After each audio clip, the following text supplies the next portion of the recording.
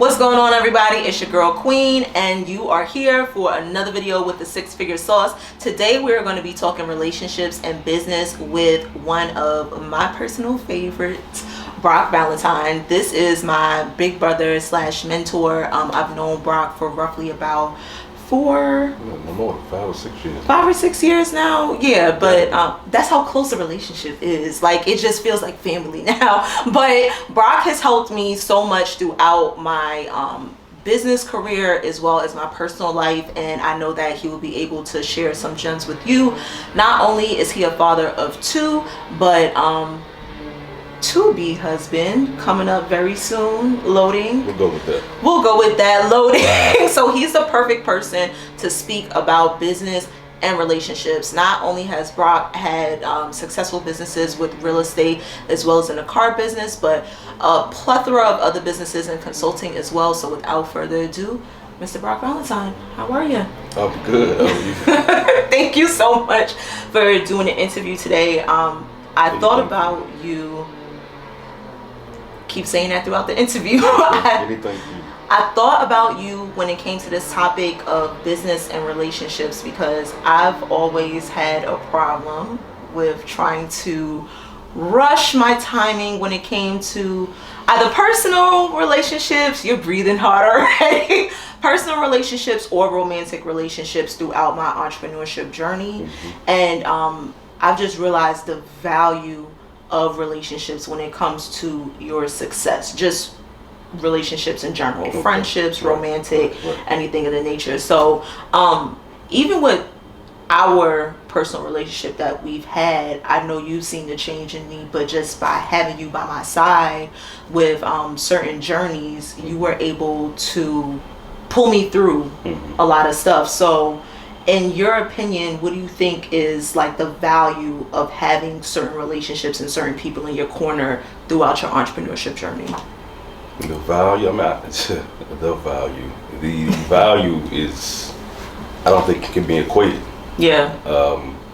Many of us, particularly when we're young, we try to not give much priority to, especially our family relationship. Yeah. We come from a family we don't feel like we want to identify with, and we think we can take life on our own. I think anybody that's lived for any period of life, engaging or any long period of time, you know you need people around. Yeah. Like we're social creatures. We are organic vessels. We need other organic vessels to pull from, feed off, and to feed into.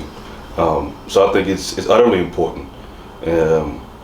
Positively, negatively, you know, the negative things we all know can kill everything we're trying to build or grow. Absolutely. But the fruitful, beneficial energy that we can pull from can energize us sometimes when we don't know where to get it from. So I think relationships are integral. Well, you mentioned something that was pretty important, because this is something that and of course you know that I've been going through for a long time. When you talk about family, wanting to kind of disassociate yourself from your family in order for you to grow. Even if you don't feel like you have the full solution, like, what do you think is the best way to deal with that? Because some people might know, people know the previous you, they don't know the you that you're coming into now. Especially with us being entrepreneurs, we're changing every day. So how do you deal with that when the change is so consistent in your entrepreneurial journey? We've had these conversations, you know, in the past, you and I. Yeah. We've got little group calls and everything. We would speak more directly to certain particular life situations. But I think to some degree, I was speaking with the young man who I kind of mentored a few weeks ago, and I told him he was disappointed that he's around 30 years old, and disappointed that his father and his mother didn't understand the way that he views life of the world. And I said something to him kind of off the cuff. I didn't think about it before I said it, but it seemed like it fit. I say, honestly, bro, if you're living a progressive life, if your worldview doesn't scare or disappoint your parents, you're doing something wrong. Right. And I say that because the world that we enter in through now, the world that we interact with, the confront, we got to grow through now, it's so much different than that of the world of previous generations. Yeah. But even aside generations, we have cousins, siblings, people from our generation we came up a certain way with, and many, as we know, many of us never intend to become more than what we've been the last 20, 30 years. Yeah. This person was a difficult thing for me, coming up. I thought we all wanted the same things in life. I thought we all wanted to stop dealing with the drug game. I thought we all wanted to avoid the violence. I thought we all wanted to get out of projects. I thought we all wanted to take care of our moms. I really believed that. We all talked about it. Right. Once I made some decisions that made me question to enter a world that had more opportunity, and I came back to where I came from, whether it's the neighborhood I came from, relationship I came from, family, friends, females, whatever, my conversation is almost like my conversation, because it altered, they felt if I was belittling them. Yeah. And that was not my heart, never my heart. I went into this other world to gather what the world had to offer, to bring it back to feed all of us. I'm a tribal guy. Right. But to your point, it's very difficult when the vision for you, the tribal individual, and your tribal members aren't the same. Yeah. It's very difficult. Yeah, that's a big thing. That actually, personally, that hit me, because that has paused me a lot of times from the momentum that I've had, and then when I come back to like feed the knowledge to everyone that I'm around, it's almost like resistance. How did you push through that when everyone else wasn't on the same level that you were? It's difficult.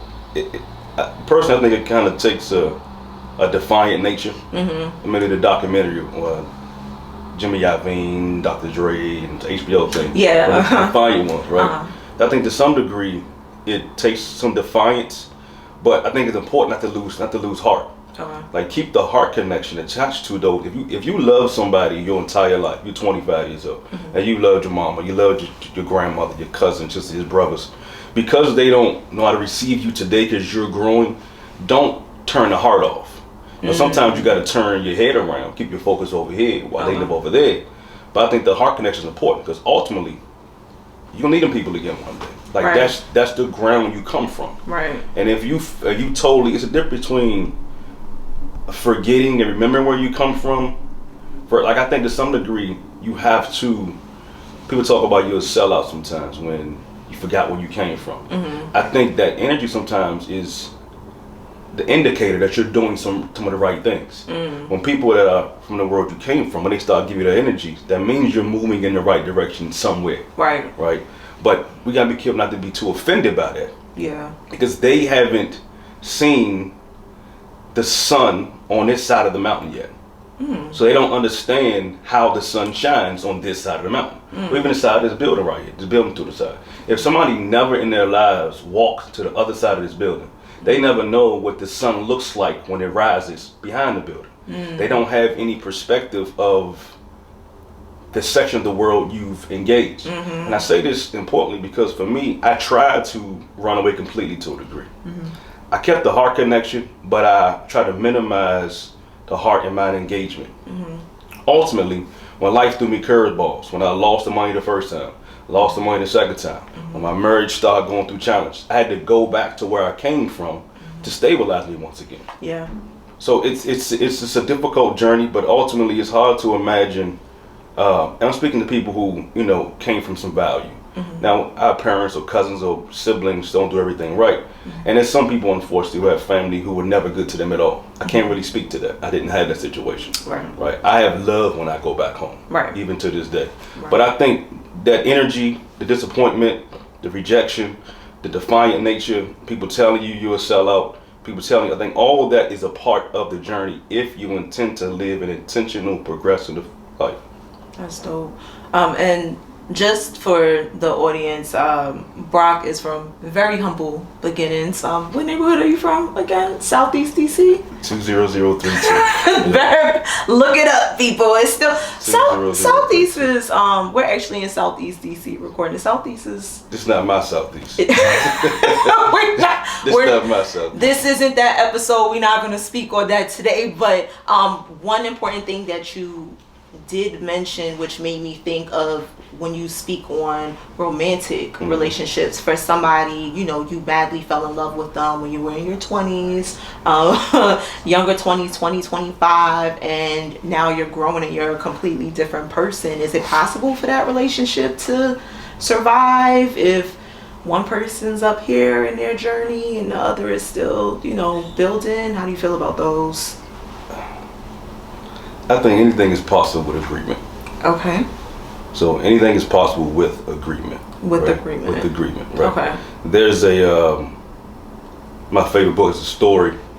This guy's mentoring or speaking to a group of people, and he's telling the men, say, look, man, telling the women, look, my sister, if you choose this new way of life and you see it bringing more peace and more progress, prosperity to your heart, your mind, your soul, and your man or your husband doesn't choose to go that path, right? And vice versa, man, if you choose the path, your woman doesn't. If that woman or wife, that man or woman that doesn't choose the new path is still okay with you and let me sign them in the bed every day, if they still choose to love you, then you shouldn't go nowhere. You keep loving them. So the framework of your question, is it possible? Of course it's possible. With agreement. No two people in any relationship can move forward without agreement. Yeah. I mean, the genesis of any relationship is agreement. Now, sometimes as things in life get added or get taken away, we have to recalibrate our agreement because there's new data now in the agreement. Women, if you have a baby, your emotions might be affected. Your body may change. Yes. A man's economic status may change. He may lose a job to get a better job. He may quit a stable $75,000, $100,000 a year job income to build $1 million business. So when new data comes in, you got to recalibrate all over again. But you have to consistently come back to each other, humble yourself, be willing to share and communicate and recalibrate and recommit to agreement with the details available to us today. I love it when new data comes. That's dope. How do you even start the conversation though? Like, what's the most loving way to have those conversations with people? Are we talking about married relationships? Or are we talking about? Let's talk about what the people want to know about. Yeah, marital relationships. Well, or romantic relationships. If you're in a romantic relationship and you can't have that conversation, then I question what it's built on anyway. If this is a real life intersection, this is real life. If we say we're together, then we should be together for real life. Right. So when a real life decision presents itself, I should feel free to communicate with you. I should be responsible to communicate with you, in my mind. And if you don't feel that, then you got more questions to ask, in my opinion. Why don't I feel that way? Why don't I believe I can communicate with her? Maybe I made a mistake. I don't know, but it's hard to imagine. I never had that challenge where I never felt the opportunity to communicate with my wife, my spouse, or anybody. But to me, if when real life comes up, if you don't feel comfortable discussing real life, there's some divots in relationship anyway. Like there's some landmines coming around the corner anyway. Ooh, that's deep. It's funny because I know a lot of people who are going through that right now, and they don't even feel comfortable asking those questions with friendships, relationships. So wow, you can't even build if you can't ask those questions. And you said something before, right, about falling madly in love. I think that's dangerous. Speak to the people. Because, right, no, the idea of falling in love, like it sounds good, it feels good, all the movies talk about it, all our songs talk about it, like falling in love, this amazing thing. But think about the word you're using, falling, which means no control. Like you fall, something happened to you, right? Okay. That's fine to a degree, right? But in every fall, you have to at some point gather yourself, recalibrate, and get your consciousness back. So you're consciously choosing your next step. When you fall off your bike, you gotta recalibrate yourself, take a deep breath, brush off your knee, look around for where you are, and decide what to do next. When people fall in love, they don't recalibrate ever again. They just fall, they stay in the fall.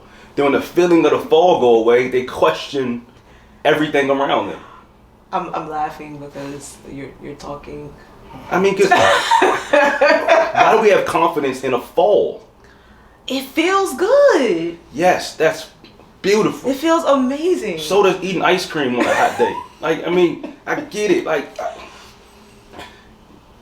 you're mature enough to know. Now, when you were 6 years ago, you know, not too far from down to college. Yeah.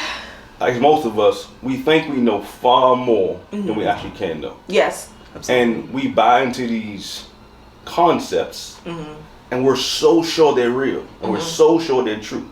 Then life hits, and everything feels unstable all over again. Yep. That's because the foundation you were standing upon was never stable. Yeah.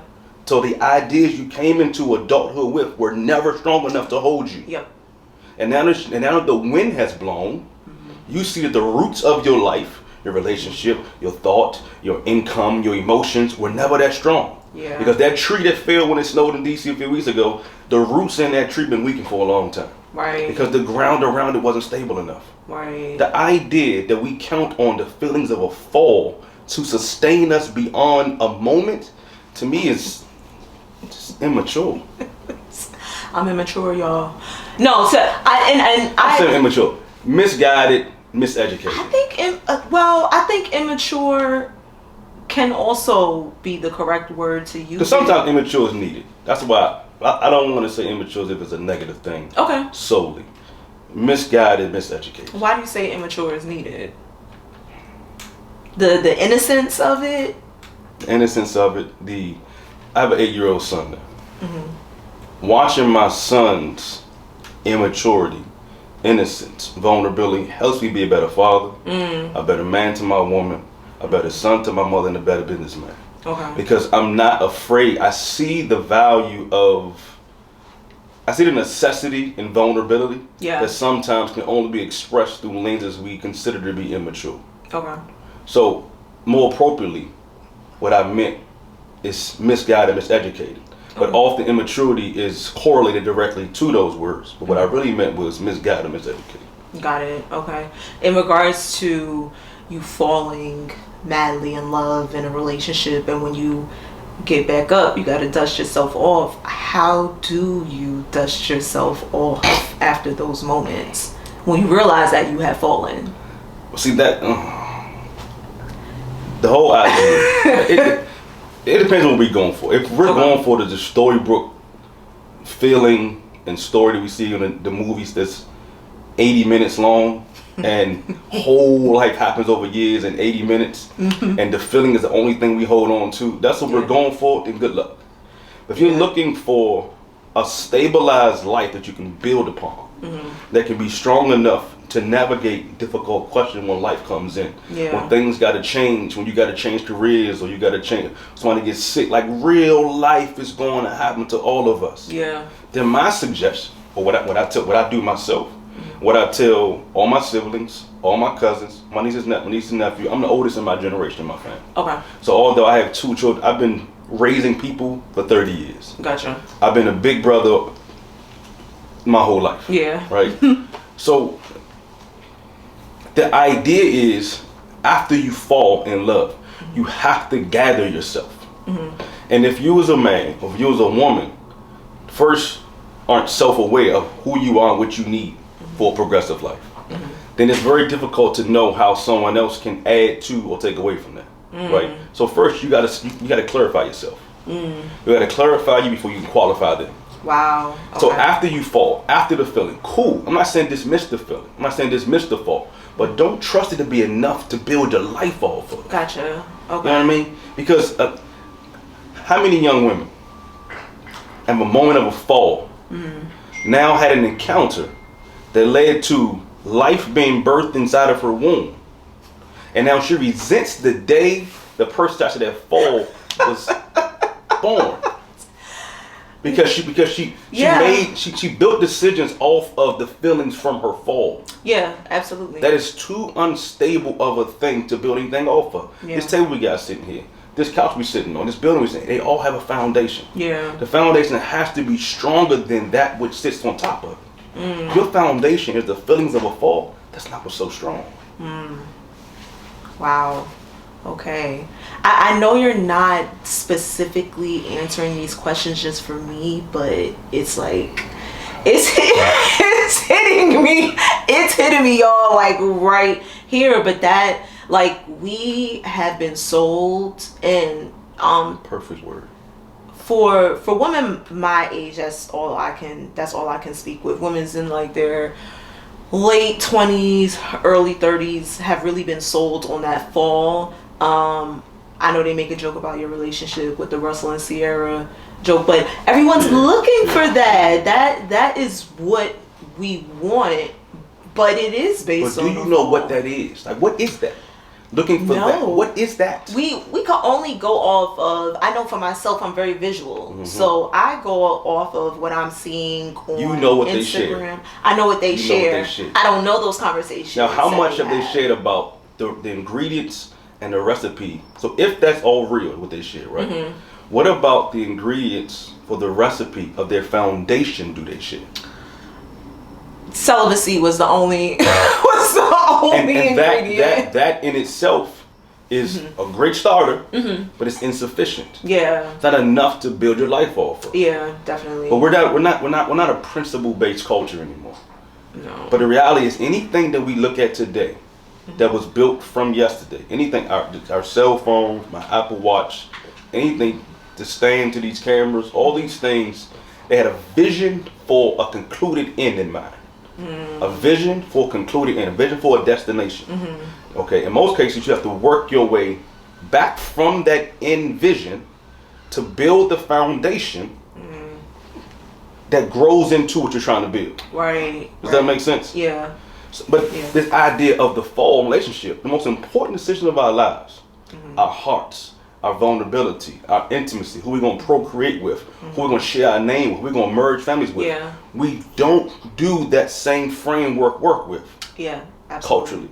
That's crazy to me. Absolutely. We do more detailed work when we're flipping a house than we do once we fall. Absolutely. The value, though, is like... What's the ARV? So key.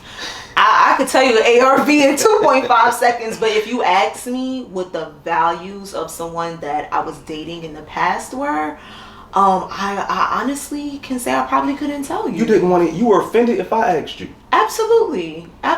Yeah. Because I was so sold. Because you enjoyed your feelings from the fall. Absolutely. It's a wonderful But after you dust yourself off and you look around, it's like... It's a big damn gash in your knee. It definitely has been a couple that of the adrenaline told you wasn't that. You got home, got in the shower, and that spice hit your skin. And now you... Anyway. But so for somebody's values, what's the best way of analyzing it when you do have on rose-colored glasses? And this is for business, for romantic relationships. You gotta take a step back. Okay. You gotta take a step back. And the celibacy thing, it's once you have the feeling of the fall, and do you also add in coming together physically, you're having sex together, you ain't thinking no more. You're trying to figure out how to stabilize and hold on to this sensation. Yeah. So the best parts of you, the part you're most proud about yourself, are out of the game. Yeah.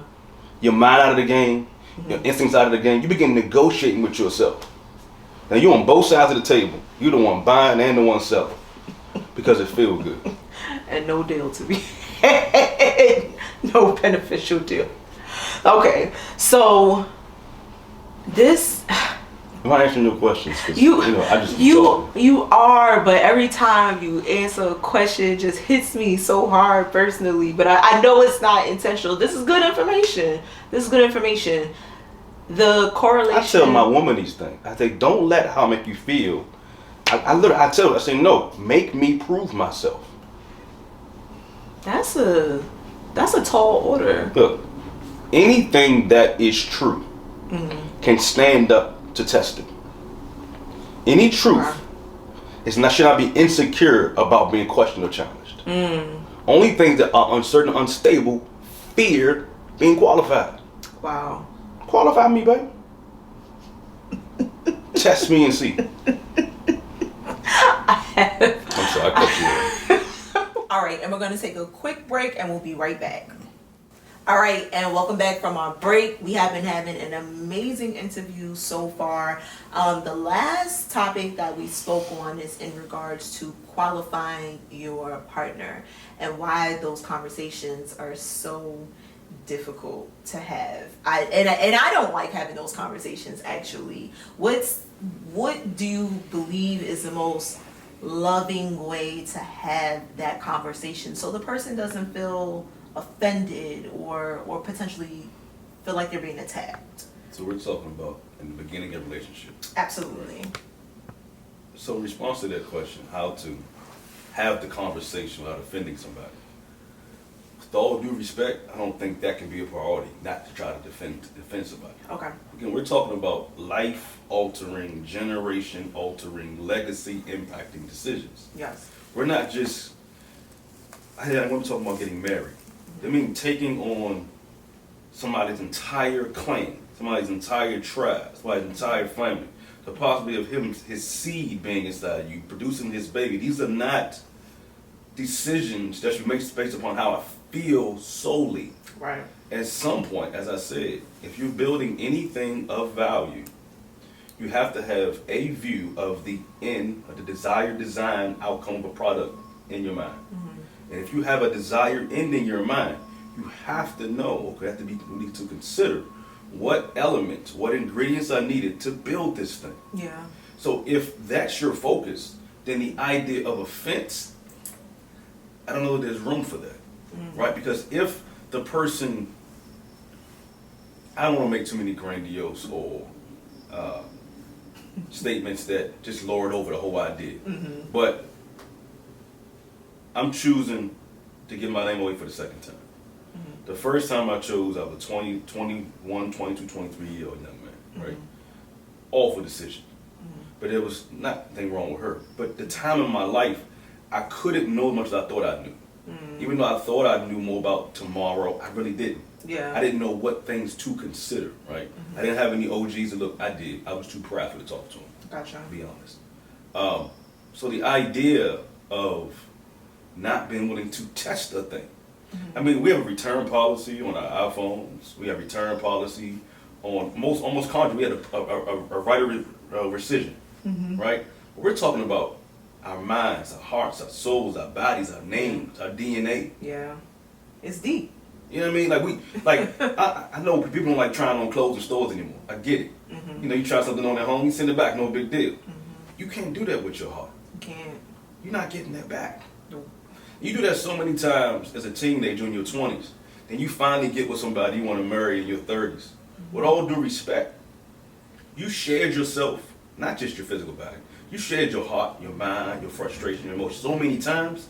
With all due respect, you're not a full you when you come to me as an adult now. So you may finally see the person you want to spend your life with, or really qualify to the degree you want to build with now. But how much of you have you returned or captured back? That's the part too I think we don't do enough time on. We so often want to get over relationships that didn't work out. I think we got to spend more energy going through what we did, why we did it, what we gave, what we lost, and how we get it back. Because to me, I did this myself. After my divorce, I felt it unfair to me, unfair to women, if I, from that relationship, did not gather myself, clarify myself, and then qualify myself again to me when I join myself to another woman. It would be unfair to her. Because now I'm an unholy product. I mean, I'm not whole me. Yeah. I still got my wounds and my bruises and my damage from, I was married almost 15 years. Yeah.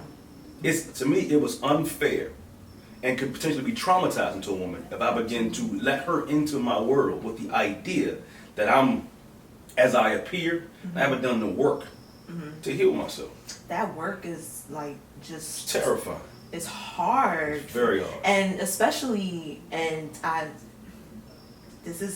hope it does not sound biased.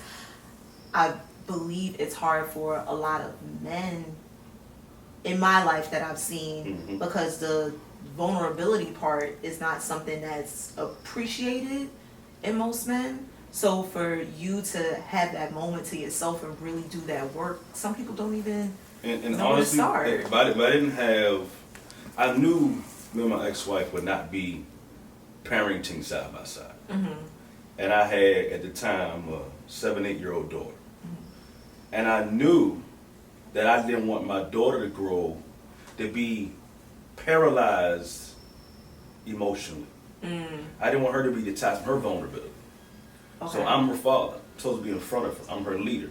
Right. Most of the women from my generation before, grew up in a world with opportunity to protect, preserve, or prioritize their emotional well-being, their sense of safety and security. It was a privilege they didn't have. But because of my experiences, six-figure salsa, because of the income created, the business I created, the opportunities I created for myself, I could buy time back. Right. And I could focus myself on the things that truly matter, like we really care about. So honestly, if it wasn't for considering what my daughter may need to understand about her, about life, and about men and women, I'm not sure I would have did it. She was the stimulant for me to consider, what does she need from me? And how can I lead her into remaining a safely vulnerable little girl if I myself don't really have any value for vulnerability? Wow. But I learned a lot of that also from performing so poorly early on with her mother. And I was good to her mother. But I didn't understand the necessity of vulnerability. I didn't understand a woman's need for to feel safe. I didn't understand that the atmosphere, the environment that the man sometimes produces or secures aids or impedes her ability to communicate herself. Because if she feels unsafe, unguarded, she don't even know what words to use. Yeah. Because the emotions that are the genesis of these words are so unsettled that she can't communicate. Yeah. And then the male gets frustrated. What's wrong with you? Why can't you just, nah, dude, you don't get it. Right. I learned the hard way through my marriage, which was a success, but we chose to go separate ways.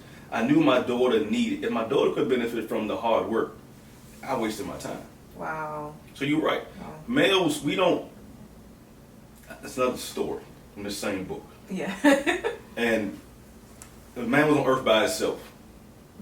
There's no women around, just man doing man things. He built stuff, he built the kingdom, he built business, he built things. He took care of himself. More than welcome to the situation, right? Until we meet y'all, until we actually begin to invest ourselves in y'all, there's certain parts of humanity we don't know exist yet. Without women in our lives, there are certain human qualities that males never have to consider. Wow. Because we don't need them to just be boys. Right. I don't need to understand vulnerability or know that feelings matter as a boy. Right. I just play, I break stuff, I build stuff, I play, I break stuff, I build stuff, and my boys do the same thing together. What we need it for. Yeah. It's not until we see you, woman, like that we see that, okay, there's more to life than what I have on my own. I ain't need her to bring it out of me. Right. Wow.